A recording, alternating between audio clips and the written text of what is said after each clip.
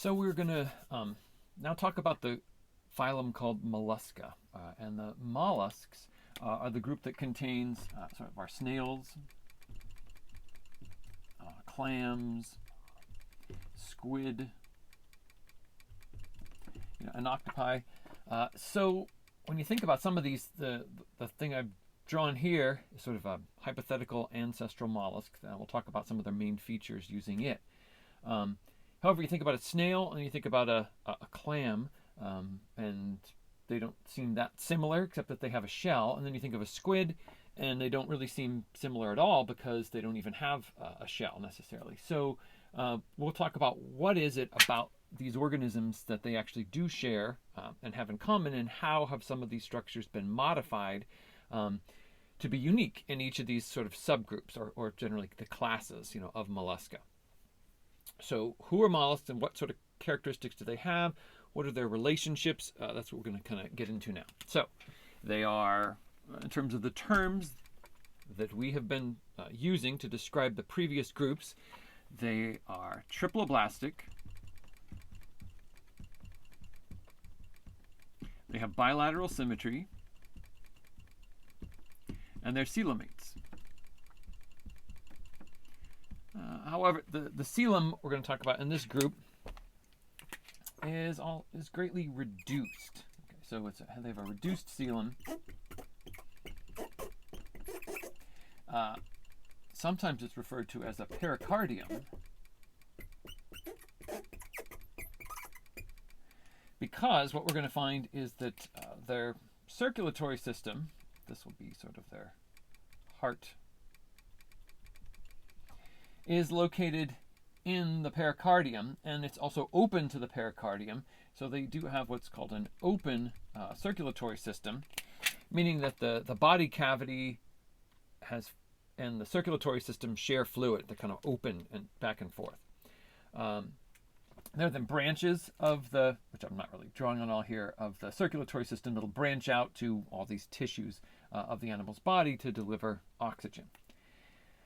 So, but we'll get to that, in a little bit. So we're talking about kind of the core features. They do have a complete digestive system. Complete digestive. So, as we kind of get into it now, with some of the more details of the group, in this little guy here that I'm kind of drawing, this is the sort of looks like some actual today current living mollusks look a bit like this in terms of structure, but generally this is a hypothetical ancestor, to the mollusks. That's where this kind of drawing comes from. So this area here is the mouth, and then you can see if we follow the digestive system, there's a stomach,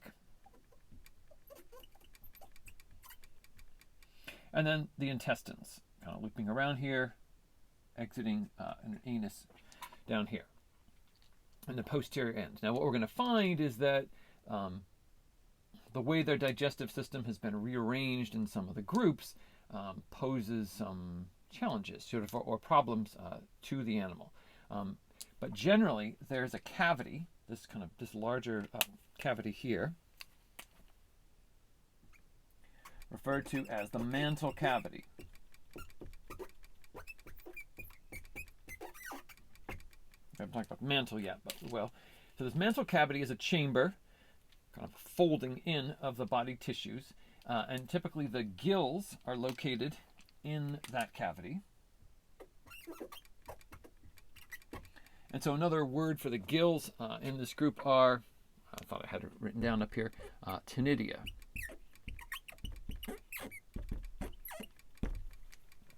So this branching feather-like structure, and many of the members have it. So the mollusks as a group are mostly aquatic.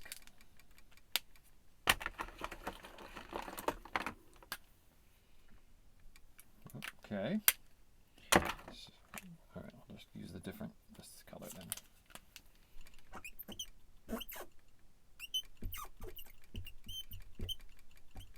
So mostly.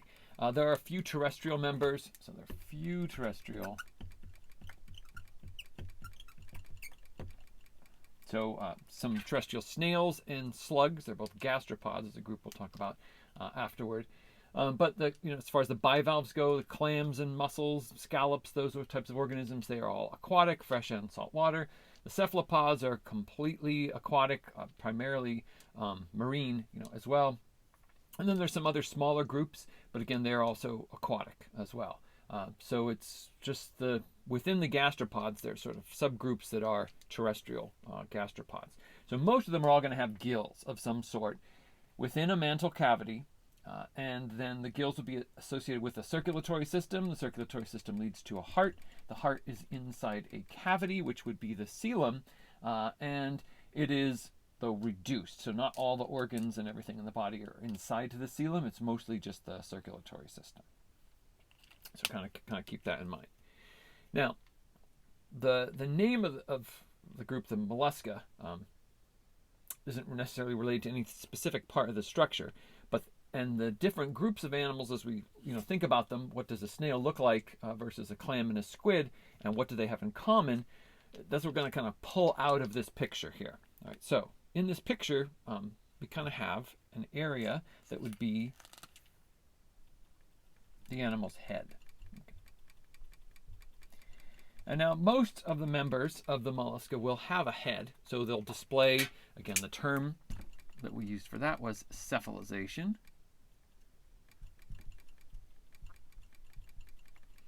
That means to have a head region, and in that head region, then they're going to have usually a brain or some type of center for their nervous system, and that's what we kind of have, here. So we have a cerebral ganglia,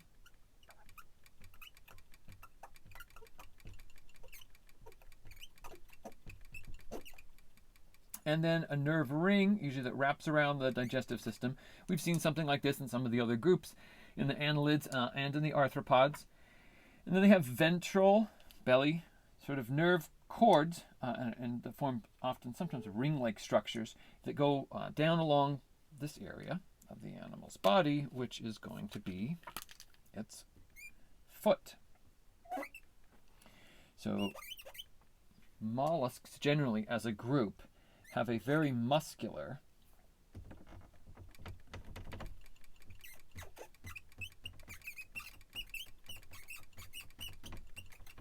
foot. So the thing that you think of a snail kind of crawling on, that's what we call its foot. And it's composed of muscle. They can, I kind of drew a little bit of it here, kind of a little wavy pattern. They kind of undulate and kind of move up and down. So there are muscles here. These are representing muscles that are going to pull upward on the foot in some regions, and they'll be counteracted by other muscles and the body tissues to kind of push back down in other regions. So they kind of have an up-down movement, and that undulating movement then can propel them, so they can crawl along a surface. They usually secrete a slime, which allows them to both protect them from the surface and help them stick to the surface as well. Many of them can then create that flat surface by lifting up the center of it and create suction, so they can hold very tight onto surfaces. So those mollusks that live in intertidal areas along a shoreline where waves are crashing and there's a lot of energy there, they can still hold on to rocks and move around without being displaced because they can kind of create that suction with their foot. So where's the foot in the other groups? Because the clam doesn't crawl around like that. The clam's foot has been modified into, we'll get into this as we talk about them, a digging structure. And in the squid, the cephalopods, another group, their foot has been modified into their tentacles. You think of the tentacles of an octopus or squid, that's the foot being kind of reorganized, right, and modified.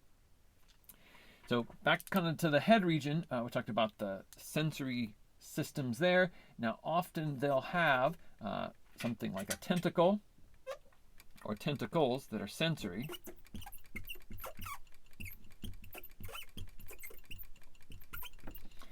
And eyes. And I'll kind of put that in brackets there because a variety of different groups have different types of eyes, from structures that are more just sensitive to light to sensitive to structures that are image-forming camera-like eyes, very similar in structure to our eyes, although they evolved independently along separate different branches. It's not like they're this is one of the things we talk about when we look at relationships of different animals. People will often pick a feature that the animals have and say, oh, all the animals with that feature then must be related to one another. But in other times there's convergent evolution, where certain features evolve independent of one another just because it's a good adaptation for a particular environment or a particular behavior that an organism displays to allow them to be more successful. And so they evolve multiple times in different groups of organisms, and the structures aren't directly linked or related in evolution in a very straight line way. So it's sort of maybe in a very peripheral sort of way. So in this group, we will have a variety of different types of eyes. Some of them, especially in the cephalopods, will be very advanced types of eyes, but and look a lot like ours, but not necessarily directly related. So what they have here in terms of sensory structures, again, gives them that cephalization. Some of them use chemoreception, so they can then detect chemicals in the water and sort of smell things out. Now, a unique feature of the mollusks is so we got the foot, the head, a structure called the radula. Right? So this is what we're looking at here.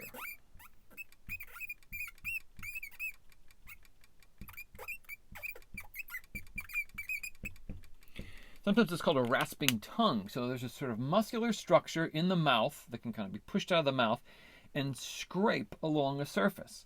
So with this rasping radula, they can do a whole variety of different things. So mollusks is a group of, what do they feed on?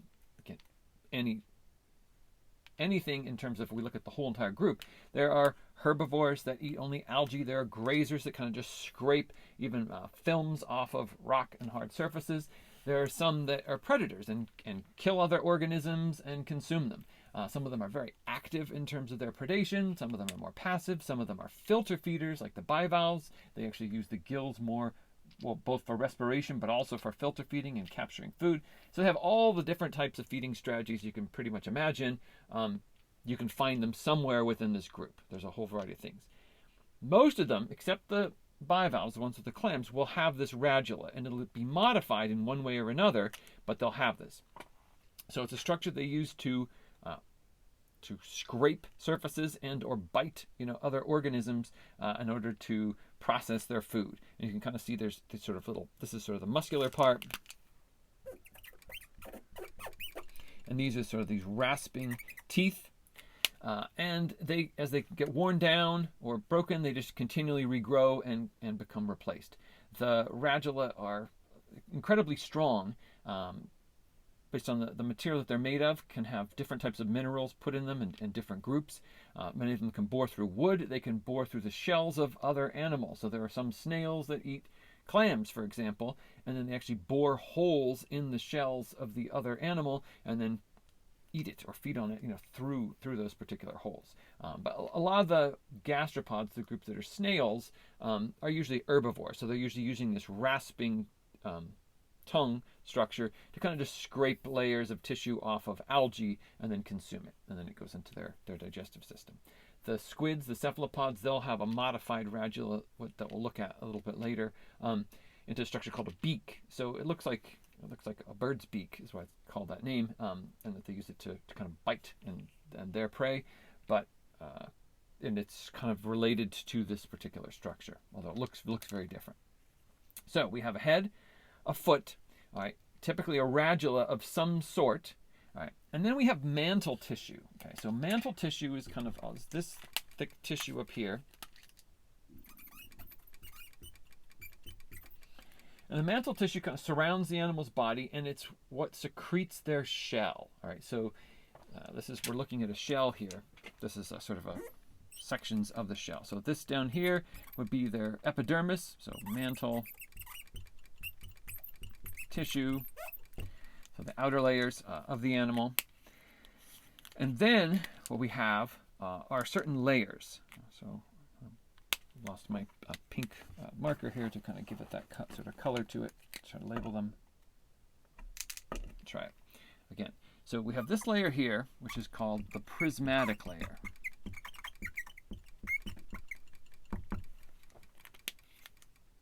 Sorry.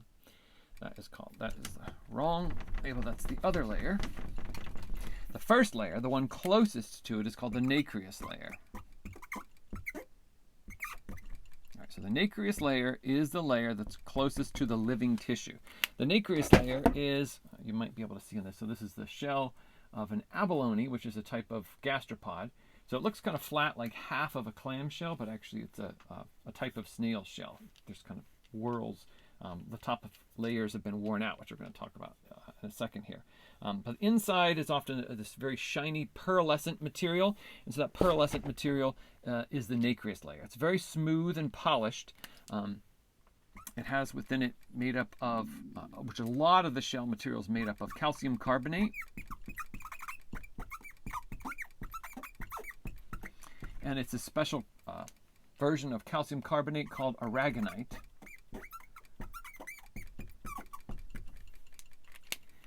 And then mixed with the calcium carbonate is, so it's inorganic,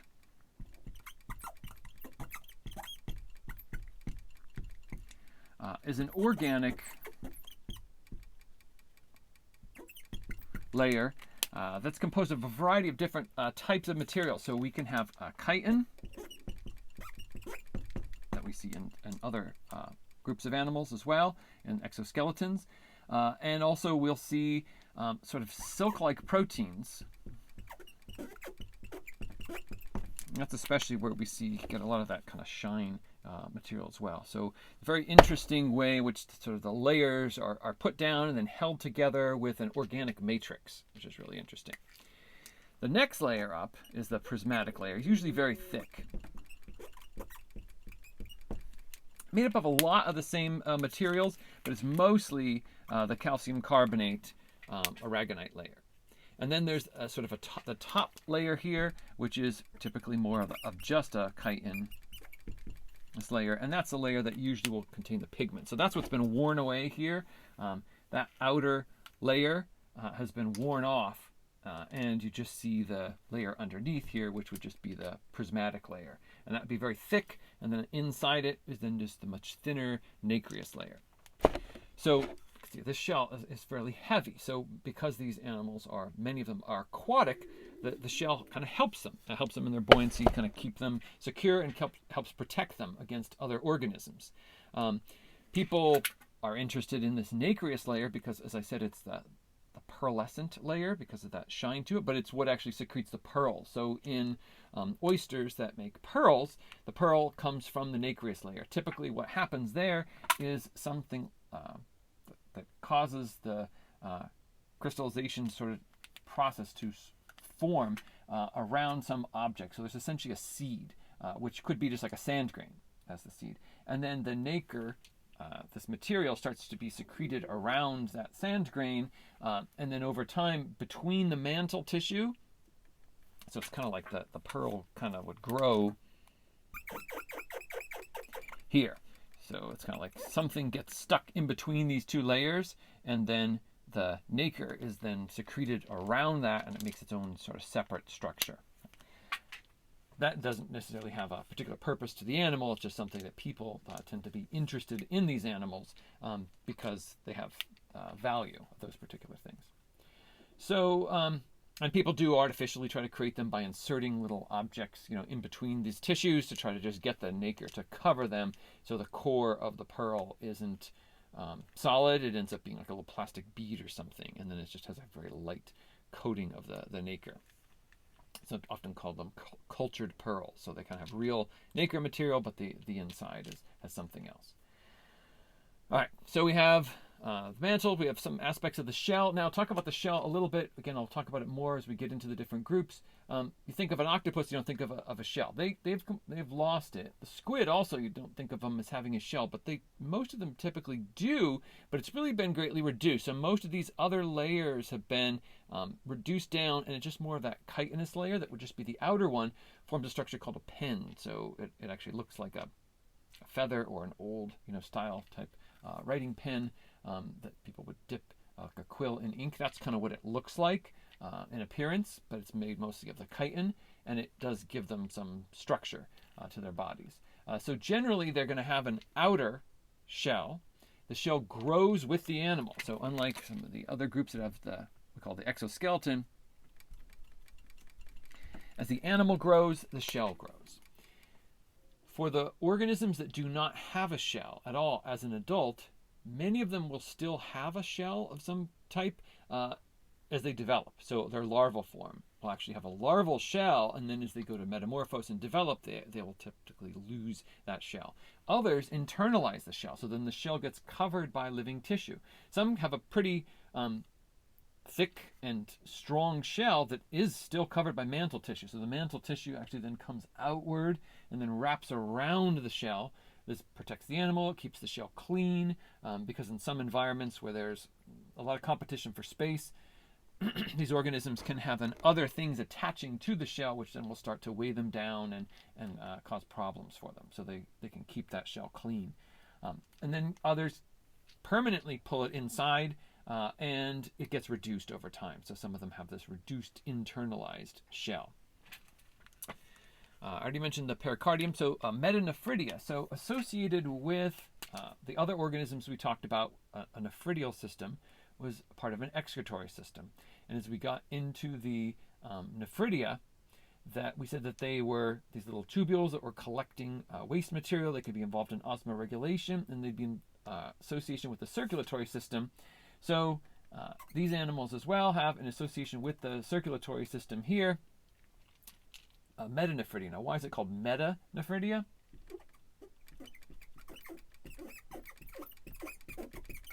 Metanephridia. Because it's much more concentrated or focused in one area as opposed to being spread out through the animal's body. So in the flatworms, you kind of had the flame cells, these individual cells. They didn't really have any circulatory system, but they had these cells that could kind of filter material and excrete waste and potentially be involved in osmoregulation as well. In the annelids, we had the nephridia, which were associated with the circulatory system, but we had a repetition of those in segments of the animal's body. So there's nephridia, nephridia, nephridia, nephridia, all along the segments of the animal's body, with little excretory pores, again, all along the animal's body. Here, with the metanephridia, what we see is then a concentration. So instead of being spread all throughout, they're focused at one point. So a circulatory system would bring waste into this area, it would be filtered out, and then the metanephridia would then void that waste as well in an area through a pore around the anus. So kind of one excretory pore as opposed to ones all throughout or covering the animal's body. So kind of we're getting more and more toward the development of a actual organ that's a kidney type structure that we see in vertebrates. So a lot of the main kind of features there that I talked about. So for a mollusk, again, we're getting into just the big picture of what is a mollusk. So we say, so mollusks are this group of animals that have a very muscular foot. Typically they have cephalization, or head, and generally they have a shell. The shell is generally secreted by their mantle tissue. It has these several layers, mostly made up of aragonite, which is a type of calcium carbonate, which is infused with organic material in many of the layers. And it's also covered on the outside with organic material. Some of that organic material is chitin, and others are specialized for different groups. Some of them have these silk-type proteins and give them a lot of shine to them. That's typically this polished innermost layer called a nacreous layer, which again has certain value to it. The animals have a complete digestive system. They have a respiratory system with gills, and that's kind of like the main big picture of, and the radula. So not to forget about that the radula is a rasping structure. Again, most of these little teeth structures are also made of chitin, but they can be made of other sorts of material as well, but that's primarily what they are. And it's associated with a muscular structure in the mouth, and it's used to scrape material. If you have snails in an aquarium and the sides of the aquarium are acrylic, what they'll do is actually, as they feed on the algae, they'll scrape it off the sides of the tank, but they'll actually etch the plastic. They can kind of dig into it with their radula and kind of scar it all up and make it all a mess. So you can't actually get the acrylic clean, and you would have to do a special type of polish to try to remove it after draining the tank. So usually putting them in a tank that's glass is necessary, or else they will kind of scar the whole thing up. And that's kind of the main big picture characteristics for the mollusks. I've been mentioning these other groups, and so that's kind of the next thing we'll do is look a little bit about the classes of the mollusca, what did they have, and how are these features rearranged in each of those groups.